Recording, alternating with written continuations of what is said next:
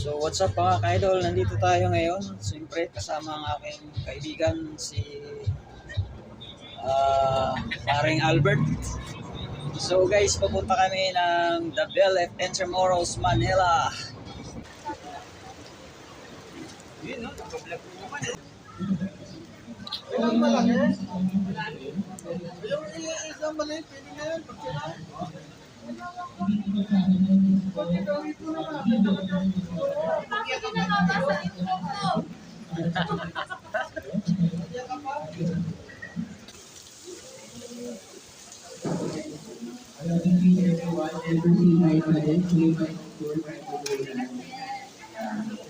Parang actually, kaya ko lang, in other countries, kung sila man sa inyo nakapunta rin sa ibang bansa, kahit kung wala na ganito kalakas, tuloy-tuloy pa rin yung mga foreigners at mga turista. So let's kind of act like foreigners and foreign tourists for today's video. Kasi tuloy-tuloy pa rin ang game, saya. And syempre yung party yata later hosted by Miss Carla. Yes, yes. Para sa ating activity for today. Okay.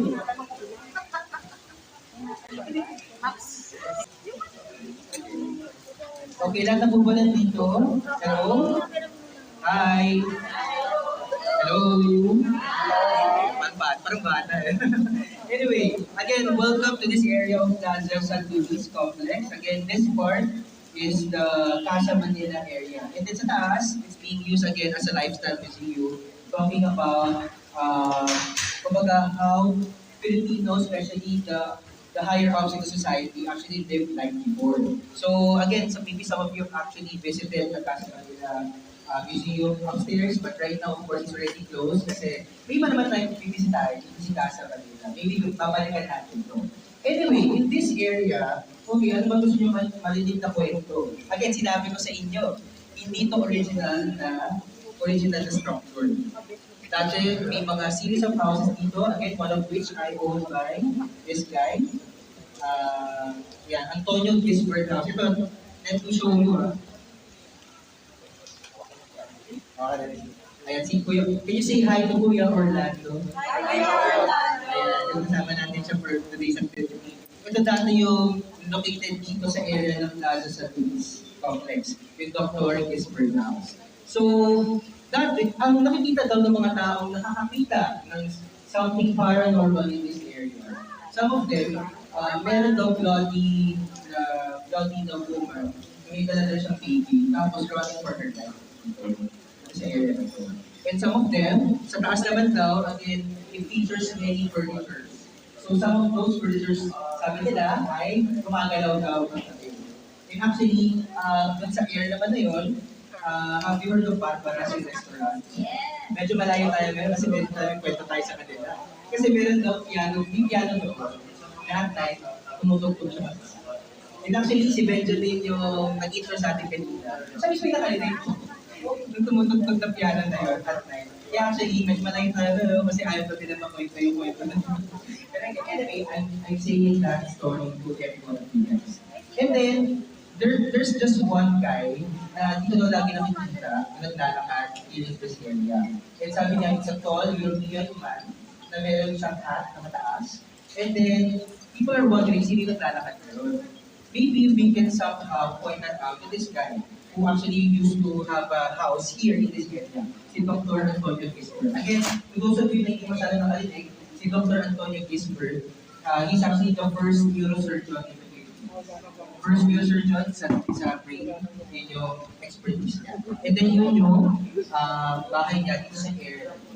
And then another one, the last story, again, some of them are confirmed, some of them are parang kwento lang ng mga katapatan ng dito. Usually, in your peripheral eye, peripheral vision, meron kayo makikita ng umuulong na tao. Sabi daw nila na nag-commit daw yun ng suicide. And then parang may mali ka talagang tapos pag tingin mo naman, wala naman.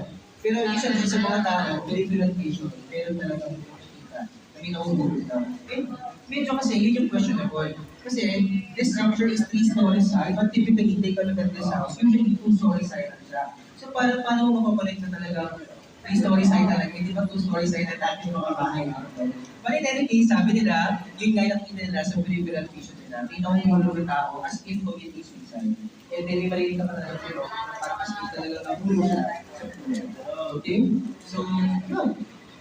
Baka kayo, kumusta kayo? Okay ba ba? Yes or no? Wala pa naman nakikita. Sige, baka maya-maya. Pero, let's take a look siguro sa iba pang places. Kaya medyo humupay mo na and hopefully, let's pray for the best na ganyan man siya. Again, let me show you this photo. This is how this place looked like in the 19th, after the war. Ayun no, ito yung area natin ngayon. Again, level out siya. This is how San Agustin area and Plaza San Luis complex used to look like after the war. And then, this area, nakalimutan talaga siya after the war. To the point na marami talaga dati dito, informal sectors, yung mga squatters yung tawagin. So eventually, as part of the further rehabilitation and redevelopment of the area, that's why we came up with this lifestyle museum and other places like cafe, picture, ganyan. So, 4:55 and let's see each other again at 5 o'clock. Yeah, here. Okay? And if you have other questions, and then you can also take the restroom. And please, order thing. It's over here. Mga mataganda pa ngayon.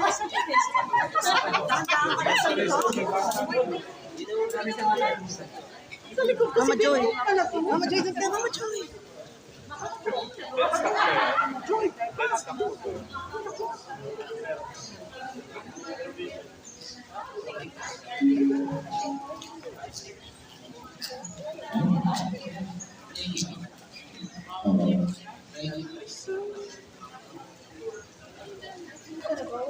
Gusto niyo bang magpa-picture?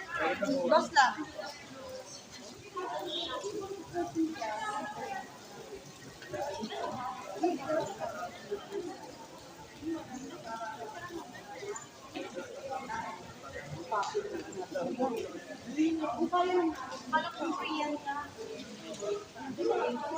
Saan mo yun?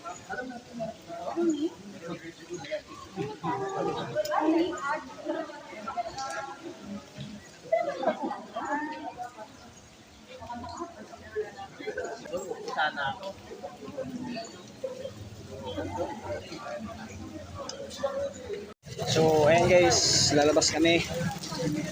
Ayan, kahit maulan, walang patawad. So, ayan.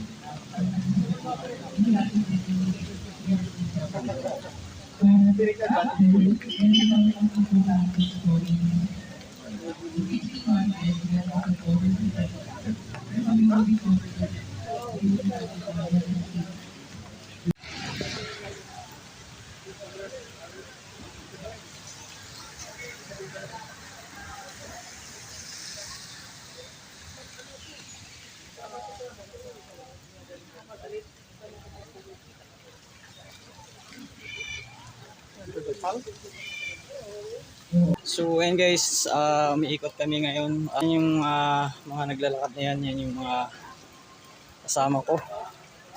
So iikotin namin tong Intramuros. Ayan guys.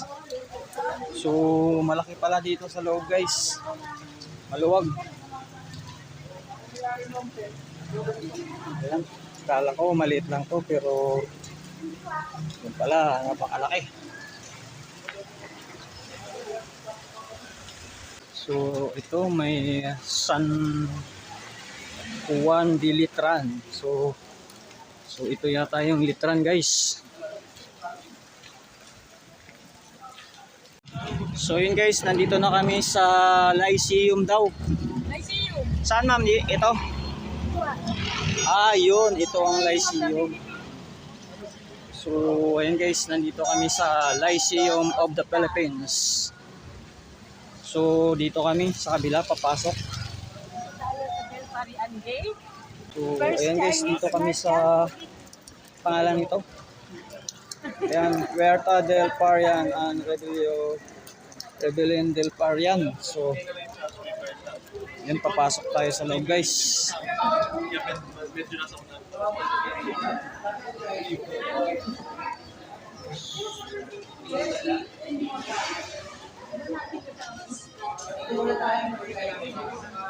So guys, may makikita tayo dito ng sumasayaw. Oh. So, yun po mga estudyante ko.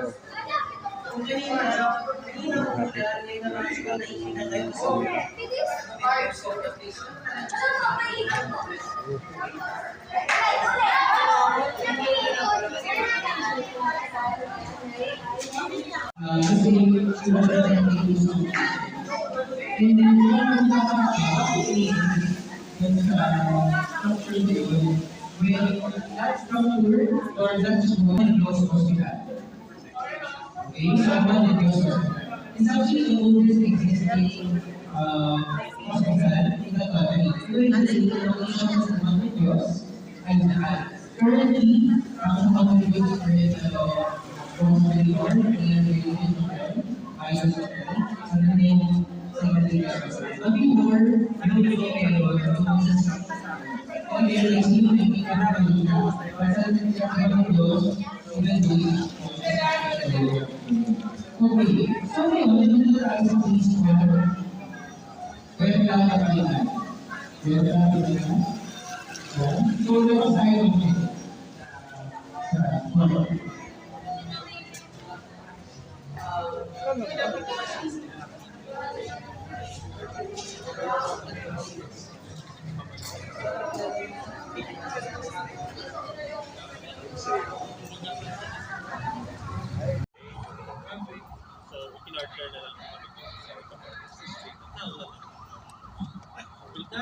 Welcome ulit dito sa Puerta del Mar. So ngayon actually kayo ay nasa labas na Intramuros. Yan yung walls. So yan yung Intramuros. Itong outer wall ay defensive structure ng mga kapitid. Protect yung gate. Ang hindi yung sa support. So kung nakasa tayo kanina, nakita niyo ba yung bricks na interior? Yung may bayo. Yung wall dyan sa buong area ito bahay. Kasi 1945, during the Battle of Manila, dito pumasok yung mga American infantry para storm. And to do that, in order to allow the infantry to enter, winasak ng mga Amerikano lahat yung pader na yan. So mula doon sa isang baluarte hanggang doon sa kabila, bukas yan hanggang 1970s. So ruins, o luma, and walang natira halos din sa gate na pagdating ng 1979, binuo yung agency na Intramuros Administration, and it started to conduct archaeological digs para tambak yung, alisin yung tambak. Kasi dati lang yung lupa, based sa isang old-timer dito sa Pagaway, Cadiz, ano siya, halos 10 feet yung lupa dyan sa area na yan. So, in order to remove it, nila, and then isang araw, habang tuloy sila, biglang takbuhan yung mga workers, paalis mula dun sa dig.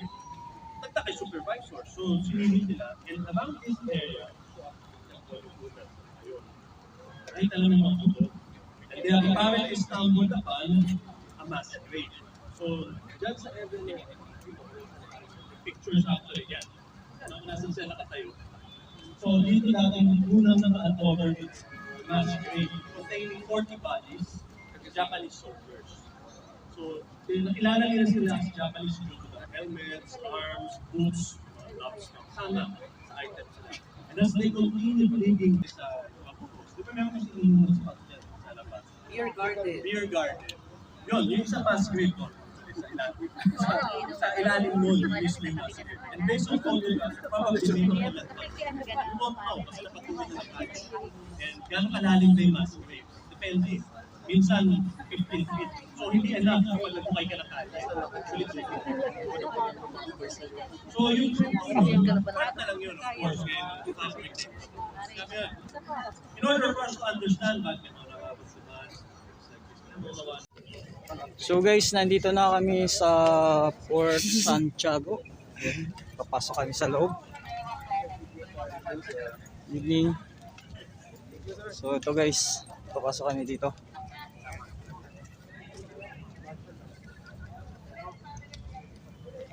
So, ayan, Port Santiago, Belt of Guadalupe, volcanic top by Governor Gomez Perez Casariñas.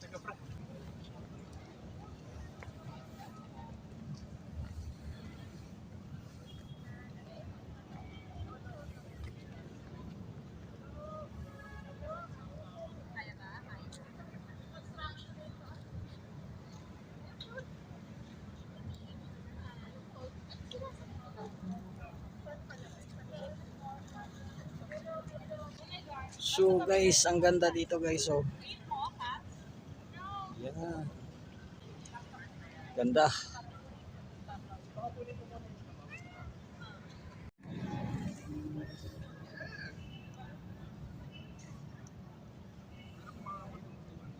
Ganda dito guys sa Port Santiago. Ayan. So may mga pailaw siya. Yun ang nagbibigay ng ganda. Ayan.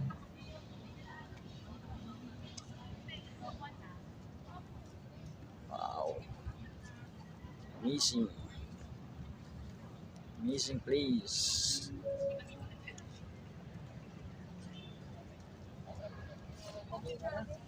Idol, kumusta? Gutom na, idol. Gutom na ba? Pagod na. Ikaw, Idol, anong Pagod. Ato, Idol, kumusta? Sa panahon ngayon, umuulan po. Pero masaya. Tuloy pa rin ulan man o bumagyo. Oo nga, Tuloy tama, pa rin totoo ang umulan, ligaya. pero tuloy ang ligaya. Don't shy. Don't shy, because I'm not shy. Okay. Okay, okay, so okay na tayo. Let's move on. Let's walk towards Fort Santiago. Lakad na tayo.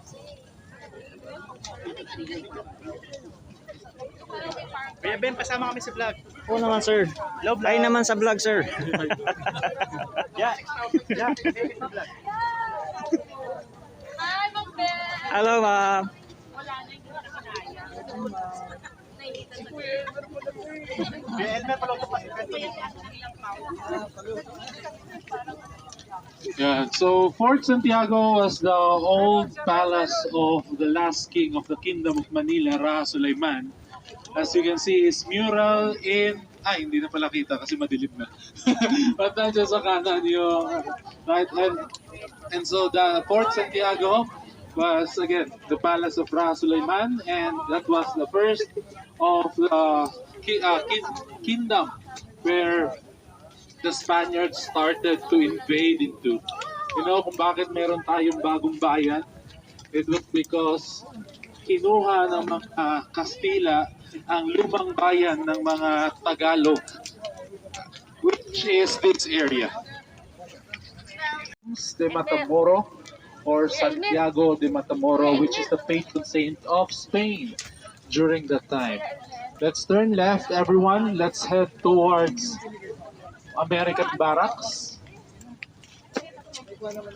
And eventually, that little land called Fort Santiago became the center of commerce, military, and at one point religious of the Spanish Kingdom of Manila.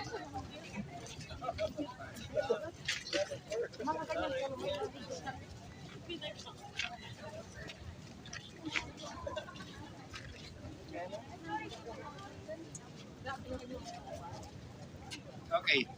So Fort Santiago's always been flanked by different buildings. Now the point of the buildings would have differed depending on the century or decade even. But let's talk about... I want you to look at what Manila looked like during the 1930s. It was pristine, it was beautiful, it was organized. The term Pearl of the Orient did not used to refer just to Manila. Okay, nowadays the term Pearl of the Orient refers to the entire Philippines, but back then it referred just to Manila. With visuals like that, it's not hard to believe why. Manila was also called the Paris of Asia. Again, if you see the visuals like that, it makes sense. Manila was pretty prosperous at the time. The Americans did a better job with the economic infrastructure. they built core businesses, they improved the shipping, they brought in commerce, and the US itself was a fantastic customer for our goods and services. So we were doing okay, doing well. I'm not to say that the Americans were totally 100% fantastic, that's not true, but generally fine. Until, again, the Japanese came in and occupied. The 3 years that the Japanese occupied us was one of the worst chapters of our history. The economy ground to a halt, schools were shut down, human rights violations were all over the place. But the destruction we suffered under the Battle of Manila is still horrible enough. Because again, the Americans destroyed the very city that they were supposed to be rescuing. In their desire to just destroy this entire city. So it's one thing to focus on, the heritage structures that were lost. Because this is a big deal. Can you imagine a Manila without Fort Santiago? Can you imagine a Manila without the Manila Cathedral, without Luneta? I mean, there are certain areas, when you go outside Metro Manila, honestly, it's already a little generic, diba? Subdivisions or buildings or whatever, and they all look the same. Manila at least still has character, Manila still has character. And if you took away all these structures from Costa Rica, but they remember that we used to have more than this, and they were taken from us. But buildings can be rebuilt. That's, in a way, still not a great loss. But what the real loss here is what was inside those buildings. So we're talking about 400 years of culture, 400 years of history, 400 years of art. There are artworks that you will never ever see again. There is music that your ears will never hear. There are plays, there are films that you will never watch, will never witness. Books, poetry, photographs, smaller sculptures. All of these things have been taken away from you because we fought a battle that we were supposed to fight. That we were stuck in the middle of a struggle that we were supposed to be part of in the first place. Educational discourse, books, research. In a way, we also lost all of that. Arguably, you can get some of that back, but it's also our thing. But the art, the culture, what makes us, was taken away from us back in 1945. The late great Cargaselda once said that Manila did not only lose its structures or lost its people during the Battle of Manila, it lost its very soul. When you think about what we really lost during that period of time, it's not hard to agree with the sentiments. I want you to think about it. Okay, let's go over to the dungeon. Okay, tigil muna tayo dito. Sana hindi masama loob nyo na this is supposed to be a Halloween doon kasi hindi pa lang ako napapakita ng picture ng multo. Hey, vlog. Hello, Sir Vlog. Hello, hi, Ma'am Tin. Okay. Yung mga light flares kanyan. So if this was just here, where was the bokeh 2 seconds ago? Wala masyado. Bakit? Because that's the closest most people will ever get to seeing ghosts is through photography. Kasi most of you will never actually see ghosts. Most of you, will not even feel ghosts. Some of you, I think, can. Yung isa sa inyo, hindi na alam na kaya niyang gawin yon. I think. So for everybody else, the most that you will, the closest that you will ever get is through photography. Yung napapansin nyo dati, there were photos na, for example, may mga parang light specks. So paano yan? Yung ganito na hindi nyo alam kung saan galing, or light flares that come out of nowhere. Sometimes during film photography, we would blame na baka nakapasok yung ilaw, or baka may leak, or baka sira yung film. But the phenomena still exist even with digital photography, such as this one. So yun, yung clusters din, each and every spot that you saw is theoretically a spirit na nag-cluster dito 2 seconds after she left. Do I want you to believe that, or this is just a camera trick and this is just light flares? It's up to you to decide. But I also would assure you, believe me, when I say that the photos are not retouched in any way. But again, for those who do believe, that is the closest you will ever get to seeing a ghost. Okay, dungeon time. At sabi nga ng ate Rihanna nyo, lady, this is what you came for. Right?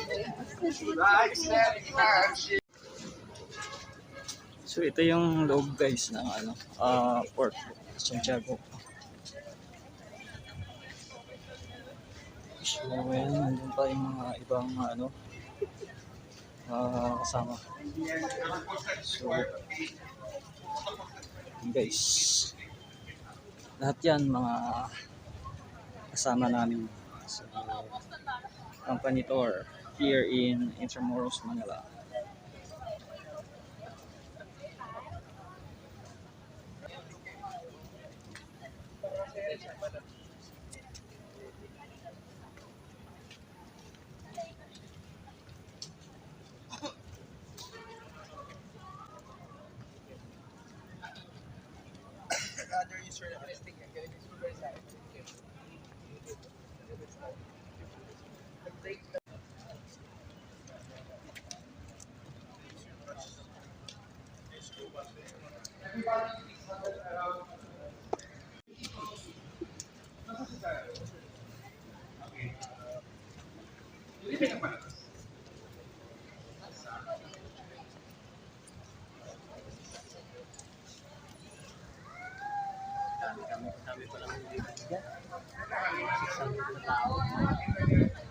Okay.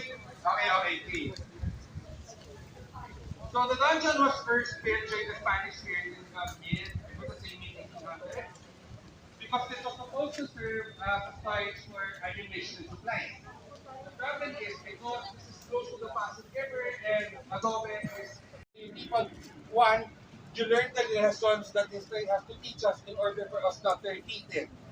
Because not a lot of things that happen in our history is not to be repeated. Number two, I'd like all of you to come or to go home with a vision of a Manila that was better, that was good, and not a Manila that you have in your mind now, which is choked with traffic, which will flood every time which will flood at the slightest rain, where the infrastructure and the transportation system is a joke. And everything, yes, it's all of that. But